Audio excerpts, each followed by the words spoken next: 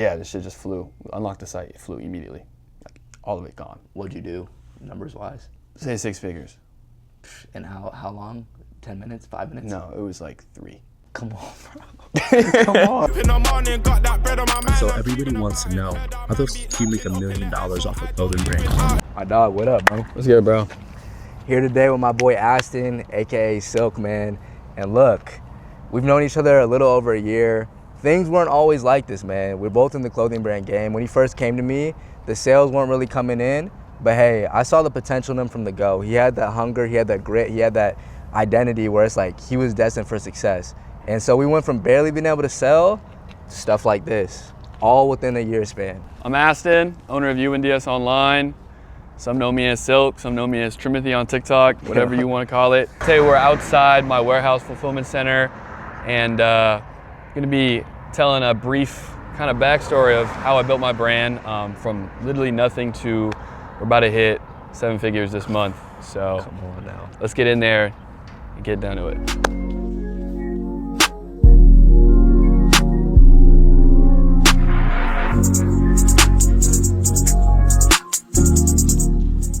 So how did we meet, bro? How do you recall this shit, the beginning? So I was a sophomore at Chapman. I believe you were probably just senior. Shout out Chapman, man. This was shortly after I think your season ended. Yeah. But yeah, I remember seeing you on campus. Well, actually, before I remember I actually saw you on TikTok. You popped up on my feed. Algorithm, man. Back then it was crazy. And then I remember seeing you one time on campus, and I was like, yo, all right, okay, he goes here. Yeah. So I'm like, okay, I might have to go up to him, introduce myself or whatever. Yeah. Just because I knew you ran a brand, and at the time, you know what I'm saying, you were doing that. You were doing it, and you were in college, and you were playing basketball. Yeah. You know what I'm saying, and that right there kind of made me, it just piqued my interest. I'm like, yo, how is this guy doing this? You know what I'm saying? He's got more on his plate than I do. I gotta learn. I gotta find out how he's doing it. You know what I'm saying? Yeah. So that's kind of where it started at school. 100%, bro. I was walking out of class and I seen this dude walking a little bit in front of me actually, and he had his headphones on, and bro, the dude is just slanging his head, he's really feeling the music and shit, bro. Right? I'm like, bro, and Chapman, where we went to school, it's very kind of cut and dry. You don't really see too much anything there. So I'm like, yo, who is this guy, right? I checked my phone later, followed by Aston. I'm like, I don't even know who that is. I'm like, okay, I think that's the dude that was walking in front of me, right? So we end up just kind of, just touching base here and there over the next couple weeks. And he's talking about launching a brand. He has the vintage at the time. He's doing the vintage stuff. And I just remember thinking to myself, yo, I think it's worth really investing in this guy in terms of time and energy wise. Because not only does he remind me of myself back at the early stages where he's just confident, he's just a go-getter, but as we continue to meet and talk and I kind of help mentor him and get stuff off the ground, bro, this dude would be calling me in the middle of the night, bro. My girl would literally be like, bro, who is calling you? And it'd be 1 in the morning and it's Aston. At a time, it was literally Aston 30 different times throughout the entire month. And it's all 11 o'clock. But to me, I'm like, hey, I always picked up the phone literally every time because I'm like, hey, if this guy cares this much, there's no way he's not going to be successful. It's not possible, bro. Most people, out here on bullshit at night, whatever. This guy's focused on his brand and making money, and to see somebody that was 19 at the time? Yeah, 19. Come on, bro. You got to invest in people like that. Okay, cool. So we talked on the personal side from the beginning. Yeah. But business-wise and on the entrepreneur side, what did you see that made you want to go from vintage? Because we know you've always had an eye for vintage and the crazy stuff. You built up that clientele. What made you want to go into the brand route? So I had a good span. Last year, I had a 3 to 6 month span of selling vintage at a very, very high level. I want to say I definitely had a pulse on the market. I definitely knew it was hot. And I kind of wanted to shift that from, I remember asking my dad, I was like, how am I going to get to selling, I was doing $20K a month with vintage. I wanted to do 50 to 100. And he was just like, you're better off selling the clothes that you're finding and remaking the clothes. You're better off just making the clothes. He was like, we have sources in LA. You have the resources. You're friends with all these brand owners. It goes hand in hand. Yeah. Try it. Go for it. And I found a very, I guess you could say, small niche in the market. and I like to problem solve, and I found a lot of, gaps in the market of things that, clothes with character on them that, are very hard to recreate. You can't really recreate that stuff, I guess you could say overseas. So, what more of a better opportunity was to produce here in LA, where, I'm very, very like detail oriented with it. So, I'm able to learn A through Z what's going on. So that was like the shift from vintage to, the brand. Okay, so fast forward, the vintage is going well. You're making good money with that. You decide to go into the brand route, have ownership, recreate those pieces that you were selling for yourself. At what point for you, right then and there, was like, what were you stuck with? Like, what was the thing that was holding you back at the time? Because it wasn't like you just jumped from vintage to the brand, you got this, and you got the 7 figures. It was like those 2 months, especially where we were really talking every day. What was holding you back there? What was the issue? I would want to say, I guess the feeling of judgment. I wasn't really publicly doing this. I felt like online, like TikTok, I hadn't really started TikTok from the brand, or before, like when I was doing vintage, I didn't really do TikTok. Wasn't a big, not people person, but like social person. Like I wasn't the type to, put my face out there and kind of be online. Yeah. I was really doing this stuff in silence. And I honestly enjoyed it that way, but I think that was the biggest thing that really held me back was, not publicizing this stuff enough, because the stuff that I was doing was honestly kind of unheard of in vintage. And really only like my homies know and my parents know like what I, did with vintage. So I think, shifting back into starting the brand, starting UNDS, I felt like that was the biggest thing, was the publicity, publicizing everything that, I was doing from start to finish with the clothing. That we were trying to make. So that was the biggest mistake, was just kind of being afraid of being online. Yeah. The judgment of like peers, you could say. Like I remember, when I first started doing TikTok, you kind of helped me out with the layout, the blueprint, you would say, of posting. And like I remember, like I was in class one day and some person came up and was like, "I see your TikToks," and I immediately was like, fuck, like, you're seeing my TikToks? That's the wrong person that I want, Yeah, facts. So that was just the biggest roadblock, was just coming out of that shell. Yeah, Was definitely. like publicizing everything. 100%. In the consulting program, I'm huge on the personal branding. I think in 2026 and going forward, we see a lot of brands are able to take off because the founder themselves are able to put themselves out there. It's not impossible, but it is a lot tougher when you're behind the scenes and nobody knows who you are. So you might as well take advantage of the opportunity that we all have, which is this phone. And it costs nothing to create content every day. So for you, like I'm huge, and like you already know, like we talked about all the time, it's in the program, personal brand and documenting. What exactly did you start doing? Like, was it the day in the life that took off? Was it the factory production runs? What really turned the dial for you? Because what I loved about your stuff from day one, bro, looking back, none of them really went like stupid viral. None of them went like influencer viral. Yeah. So the fact that you're able to build such a tight community and be able to sell out every drop, and it's like you were getting like 5 to 10K views, I think that's huge. Like, what was the one format or the documenting process like that really got your foot on the door on the content side? So I remember literally it was like last year around this time where I think I called you one day and I was like, man, like I'm trying to do this layout of like 3 videos a day. I used to do in a day in the life. I used to do a get ready with me, and I used to do like what I'm wearing, like those 3 simple videos. Daily. I remember I was just like, I was getting discouraged. I'm like, bro, this thing's it's not working. Like, and I remember you were just like, it's a volume game. That's the biggest thing. It's the volume game. It's the consistency aspect of it. The culmination of, sure, to those people who were watching in the beginning of like start to finish, like, oh, my days in the life, they got to see the progress of what I'm making, how the sample goes to production, all of that. And I think just people catching on really, really early and watching from afar. I think I say this a lot. There is a lot of silent supporters. Yeah, definitely. That show up on drop day that I would never know. You know what I'm saying? That was the biggest thing, the consistent and the volume game. On the algorithm, I think that was the most important thing for me with it. Because like you said, none of those videos went crazy. None of them did. I did those 3 TikToks for 180 days on one account.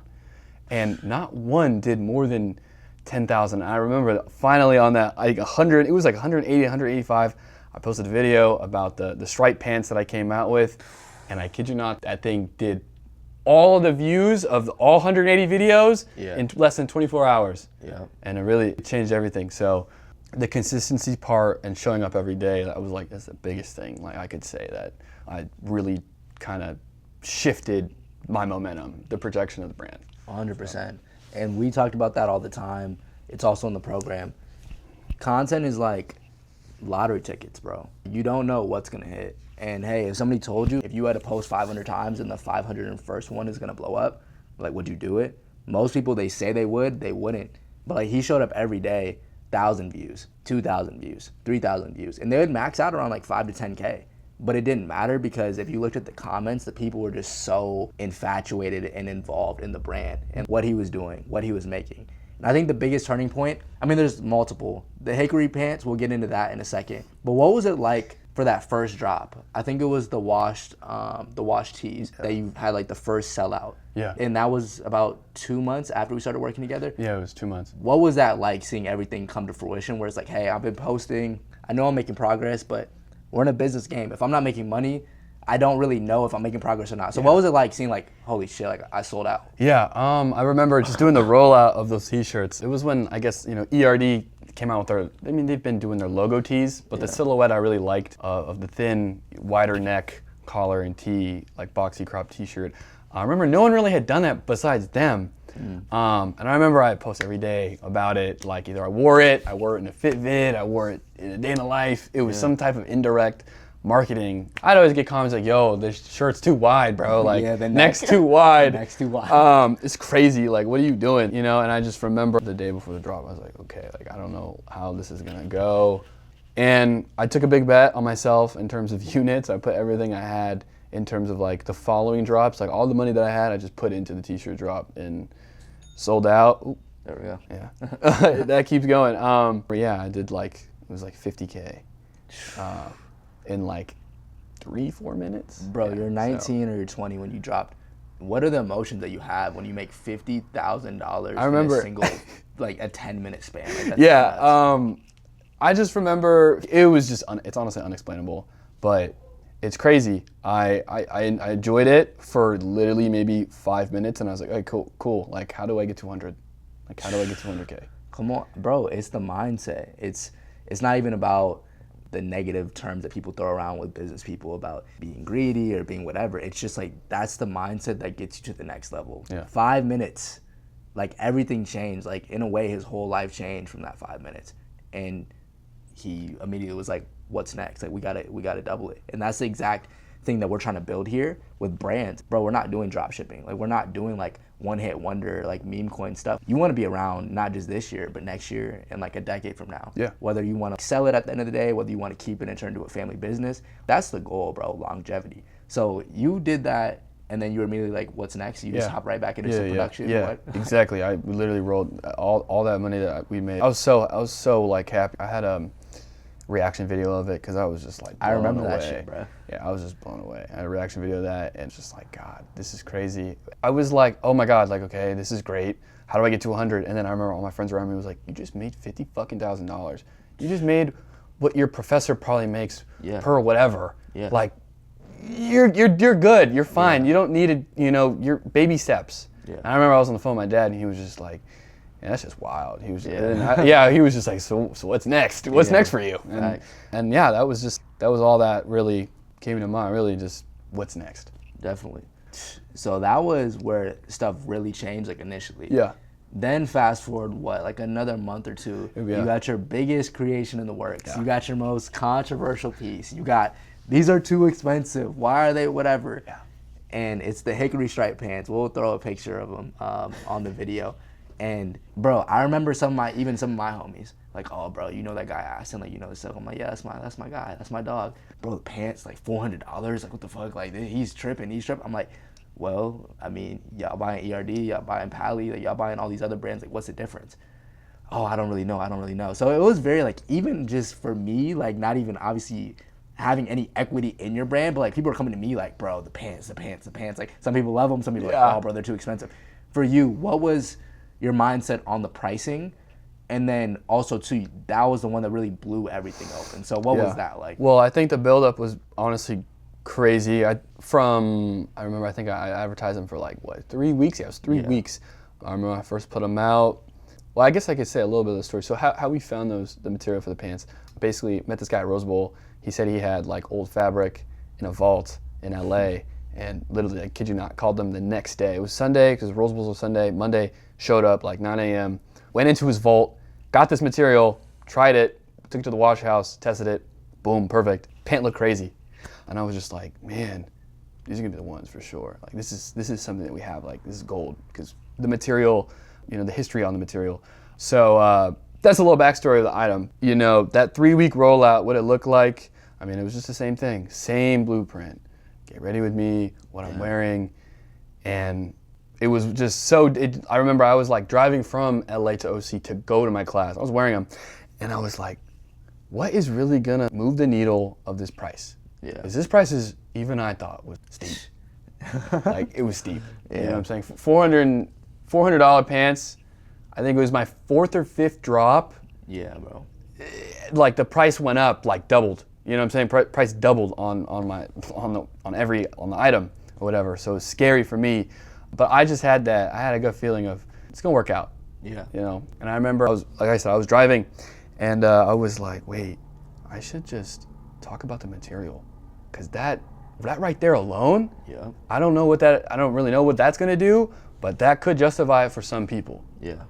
And I remember I had made the video the next day with all the rolls or whatever, and I didn't post it. I didn't post it for 2 weeks.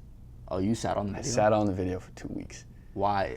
I just didn't think it was ready. I didn't think it was ready. I didn't think, I was like, I don't know, this might come off really like almost like, okay, bro, like we get it.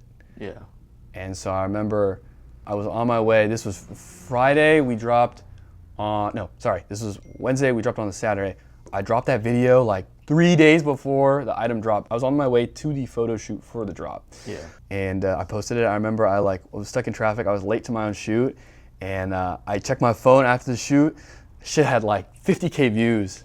I mean, a lot of comments. It was controversial, you know. Some people were like, drives the views, yes, for sure. yes. Yeah. So I did get a lot of like flack for it, but I also got to like, don't worry, bro, we're paying for it anyways. And just right then and there, I was confident. I'm like, that's cool. We'll be fine. I'll be fine. So drop day comes around, and what happens? So I remember I was at my boys, Vance and Vinny's house. I got the matcha. I was like, all right, this is good luck charm right here. I got the matcha. Yeah. Woke up early. Got to their house, set up the Shopify on the screen and everything, and I was like, all right. We got like, it was like 5 minutes till it, and I remember I saw the visitors just jump. There were like a couple hundred, and that had never really happened. Maybe you get like 20 before the drop. Yeah. 50 maybe max. Yeah. There were a couple hundred just sitting on the drop because I had advertised it as if there was only like 100 pairs. Limited stock, limited stock. Fabric. Mm-hmm. Come on. All those words, you know, all those buzzwords. And yeah, this shit just flew. Unlocked the site, it flew immediately. Like, all the way gone. What'd you do, numbers wise? Say 6 figures. And how long? 10 minutes, 5 minutes? No, it was like 3. Like instant? Yeah. 6 figures in 3 minutes?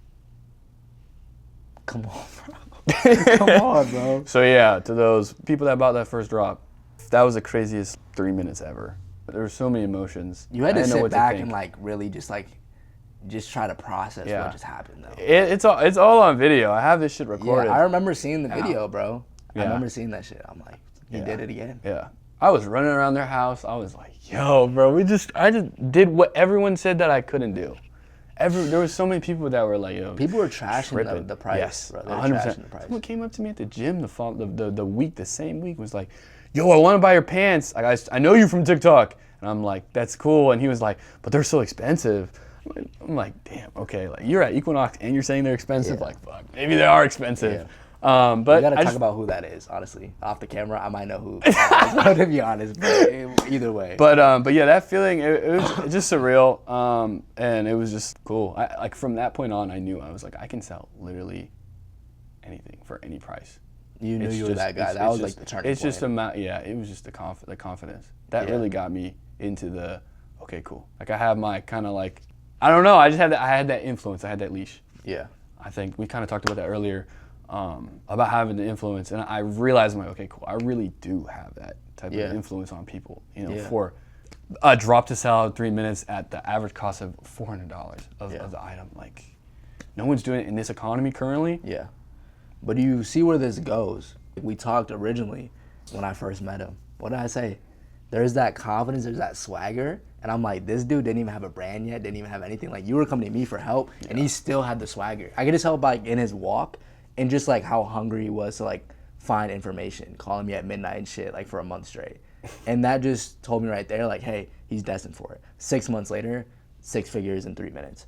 You know what I'm saying? Like, the identity part is so important. And piggybacking off the identity and confidence, what is your opinion on, like, pricing in general? Because, you know, we talked about it before, and I said, hey, I don't think dropping the price is, like, the best thing. Because we talked about it when the hoodies wouldn't sell originally. Yes. And I was like, yo, do you want to drop the price? And you're like, no. You're like, I'm going to Erewhon every day. I want to pay for my smoothie. I want to have money to pay for it. Like, yo, like, the shit was dead ass funny as fuck. Like, I'm talking to this dude, like, do you want to lower the price? Like, see if that changes anything? This was a real combo. And he's like, no. He's like, no, bro. I go to Erewhon like every day. Like, I want to be able to pay for my smoothie. I want to be able to pay for my. I'm like, shit, my bad. Like, Batman. Like, shit, do your thing, bro. Like, so either way, he told me that. I'm like, cool. Well, then I'm not gonna spend time telling him to drop his price then, because you can sell at any price point, and we see with these luxury brands or whatever. So, what was the biggest thing for you, price-wise, just from this whole thing? Because you never started out with low prices. So, was it a confidence thing? Was it just like, hey, I'm producing in LA, so this warrants a higher price tag? Like, what was it for you? It was a multitude of things. It was a multitude of all the things that you just mentioned, actually. It was, well, when the cost of LA manufacturing, a lot of people don't understand. This shit's expensive. That shit costs. It costs. That tax. It costs. I mean, even the $400 pants cost them over $100 to make, you know? And that alone is very expensive, because I had dealt with overseas manufacturing in the beginning sampling stages of the brand. Yeah. Like, I had dealt with it, but just was not what I wanted. So that was definitely a factor. 2, confidence. I mean, after, like I said, the hickory stripe drop, it changed everything for me in the sense of how I looked at, you know, my influence on people, you know, what I really, really liked. So that's another thing. But then also, the third factor of that, to answer that question, was just like, I really try to put myself in the consumer's shoes. I was like, okay, how much am I really willing to pay for this item? Like, how much, like, if I saw it at the Webster, Yeah. you know what I'm saying? Or I saw it online, or I saw it on, even on like an Instagram ad. Yeah. How much am I willing to pay for the item? Yeah. And yeah, so that's kind of how I developed that price confidence. Yeah. Was it those 3 things? 100%. Wrapping it up, Vance and Vinny was there. Yeah. They ended up launching their brand shortly after. Yes. I know a lot of people have launched their brands because they saw what you've done. Yeah. They saw the influence. What do you have to say to the people, especially the young ones, sitting on the fence right now, debating if, like, they should go for it? Because we've all heard it. Brands are oversaturated. Like, everybody has one. I mean, some of that, like, is true. Yes. So it's like, what do you have to say to the young kid or that younger version of yourself, where it's like, hey, should he go for it? Should he not? Yeah. What do you Well, think? I mean, yeah, I would say definitely go for it. I think the tools, just off of just being very general, I guess the consistency aspect. Well, one, you got to find a market that there's gaps in. And the niche that I was in the sense, was like a lot of character on the clothing, a lot of fades, a lot of distressing, a lot of that stuff. But it was all authentic to you, Yes, though, which I think very- is what helped you separate yourself. Yes, and it just went perfect with what I had already going on with the vintage, because that's what I like to curate. And I curated, and then I ended up mass producing the curation. So I think trying to find, you know, an angle or two, sticking with it and being consistent with it. And I think too many people pay attention to a lot of the things that don't matter. Like, I would say, for example, you could have a fire ass piece, like even in the beginning of when I started, the baggy mud wash denim that I had was a great idea. I thought it was going to solve a lot of problems for people, because people didn't want to pay those Acne prices. Yep. But you know, you get it for 1/4 of the price. But there was no people behind it. One, there was no people behind it, but I also didn't get it in front of the right people. Yeah. The audience is everything. Yeah. So that's another thing I would say. You got to know your audience. You got to build one, and you got to stick to it and be consistent with it. And I think that's how you build your audience, with the personal branding. Yeah. And then obviously that's a segue and can lead to a conversion on a sale with your brand. Trying to find your audience, knowing them, building it, then obviously executing, you know, dropping the items that go hand in hand with your audience. 100%. Definitely go for it. You know, if you're a younger person, you got time. But I would just say, you know, have those things in the back of your head when you are building a foundation. Definitely. Final 2 questions. TikTok changed your life. You know, we can talk about it. We talked about strategy before you hopped on. But at the end of the day, you saw to be the one to post. Talk about the power of TikTok, and then talk about what made you stay consistent, even though, like, you didn't see results at first. Because we talked about it. I'm like, bro, it's literally a volume game. Yeah. It's still easier said than done when you're fucking tired. You just went to class. You just went to pick up production, whatever. Like, what made you keep going on that, and just speak to the power of how that literally has gotten you a lot of what you have. I would say, the reason why I stay consistent with it is because I knew all along, I kind of had that gut feeling of, I would have cosigns, but there would be silent cosigns. Yeah. There would be a lot of people that knew me in the business of the clothing brand. Like, yeah, I'm a young kid. They knew me as a young kid, the young one. You know what I'm saying? I didn't have like much, I guess, influence or pull or whatever to begin with. But the surrounding yourself with the people that you want to become, was a big thing. I hung out with you, hung out with a bunch of other brand owners, and those are the people that I aspire to be. And I think that, honestly, seeing that I had some type of level of support from them, and also knowing that what I make was cool. Well, I've always thought about it. Like, I've always thought every item I make, I'm like, oh, this shit's hard. Yeah. You know what I'm saying? So that definitely, those two aspects kind of kept me going. And also just kind of seeing yourself. I remember when we had that conversation at Stereoscope when we were just setting up my Shopify. You telling me, oh, this is what I did last year, and I was in school. Yeah. And you can do it too. Yeah. And I just think, that conversation was such a pivotal moment for me. Like, it kind of really just turned everything on. I was like, okay, cool, I can really do this. That's right. You know what I'm saying? Definitely, 100%. Last question here. Related to the program, you went there, you were my first mentee. Yeah. How much did that change the trajectory of your brand, of your mindset, of just you as a young kid who was struggling with his brand, struggling to get sales? How much did the consulting program help you take it to the next level? Man, I want to say that seed that you planted for me, in a sense, with the content, with the consistency aspect, also your story, and then, those three things, I think it just planted the seed for me to build really big supportive base just for me, so I can, I had a higher ceiling. Yeah. I had a high ceiling, and I had a lot of potential. As, you said in the beginning, that's what you saw in me to begin with. So that foundation was very, very important for me to build. If I didn't have that, then I wouldn't be here. I wouldn't be in my loft. I wouldn't have had this warehouse.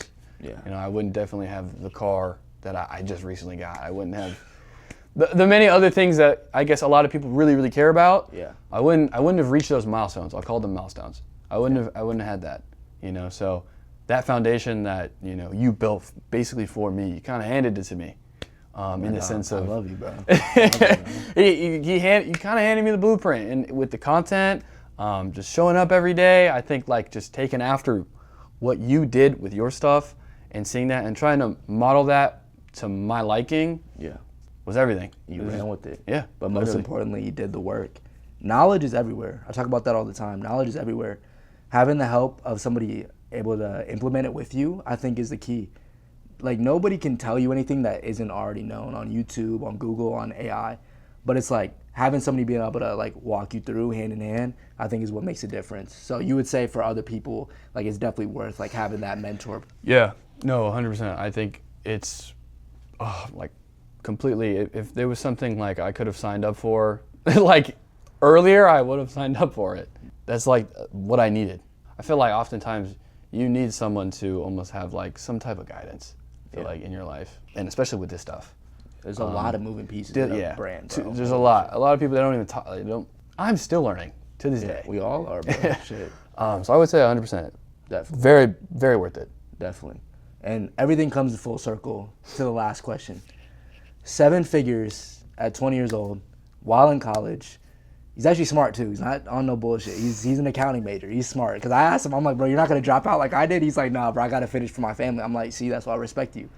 7 figures in college, warehouse, G-Wagon for himself, 4x4, big body, not the little shit. Squared. Got his dad a G.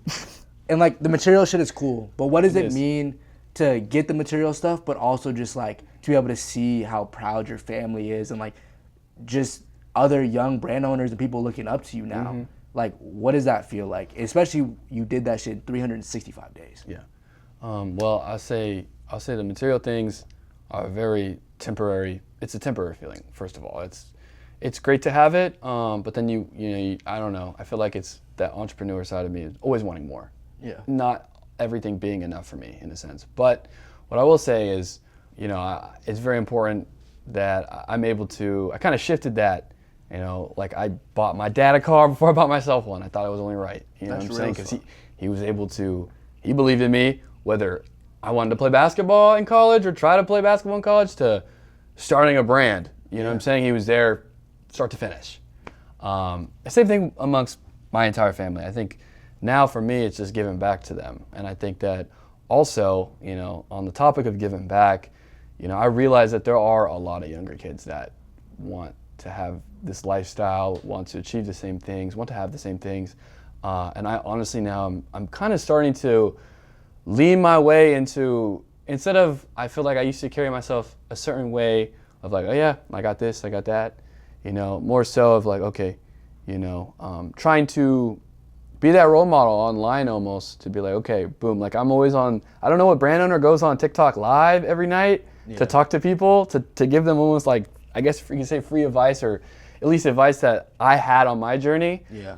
So just giving back to those people that, you know, are at the end of the day putting money in my pockets to keep this going. Yeah. That's all that what it means to me is now just kind of being that role model on social media, being that person I almost aspire to be. I think that's what I'm on TikTok for now, because quite honestly, I don't really necessarily have to post as much. The 3 videos. You built the community up. Exactly. Yeah.